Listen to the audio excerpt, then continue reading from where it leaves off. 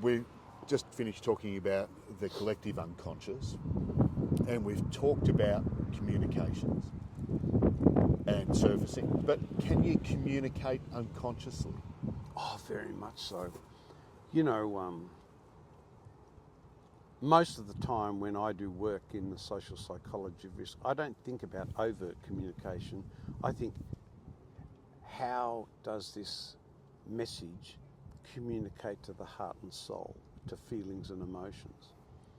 And of course, we in our living communicate so much symbolically. And so, you know, if I want to say, pay attention to that, it's actually much better if I say, pay attention to that. Or it's much better if I say, look, this holds together. This holds together. So this is a metaphor, a semiotic, a symbol, a language, and my text out of my mouth may be reaching you cognitively, but this reaches you semiotically and unconsciously. So the people who know this best are people who do marketing and advertising for TV and movies and stuff like that. They don't design their ad as if this is a rational process. They want you to feel something when you watch the ad, and they want that to push you unconsciously so that when you see their product, you buy it. You don't buy it because I think I want to go buy that product. So, I'll just interrupt. Yeah. We will, let's say it's a dishwashing tablet. We don't list the properties of the dishwashing tablet. No, not at all. We show it in action, in motion, and enjoyment. Even more than that. I'm glad you raised that. The colours of the dishwashing tablet communicate unconsciously. And so, you know, these people who make dishwashing tablets, we know they're a bunch of idiots. It all just happens without strategy. You know, bullshit. They know what they're doing. They know that blue and red, or light blue, speckled blue, and light yellow have a different effect than if a dishwashing tablet was black. Yes. And you can feel that. It's not as if they don't study this stuff.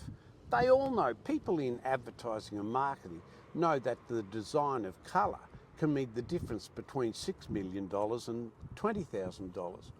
Woolworths, for example, they know everything in the design of their shops to get you to spend more money. And they know that if you enter a Woolworths and turn right, you'll spend $2 more than if you enter a Woolworths and turn left.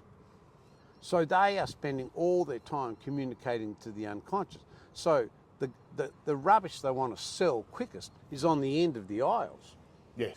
Yep. Yeah. And it's the same price as it was last week, but you put a red sign, special, up, not a yellow sign, it has to be a red sign, special, save 50%.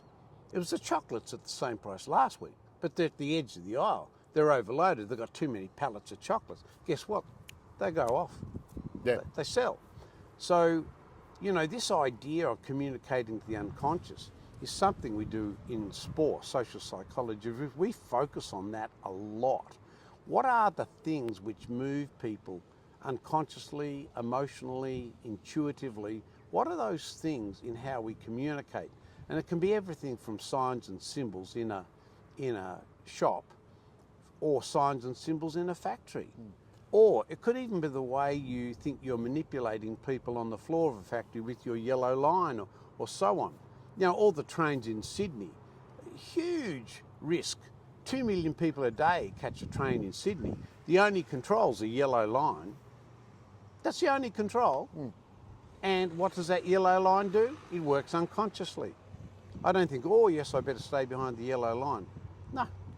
It's there, I stay behind it. So what do you find inside organisations when it comes to training? My experience has been a PowerPoint presentation and brain-centric learning.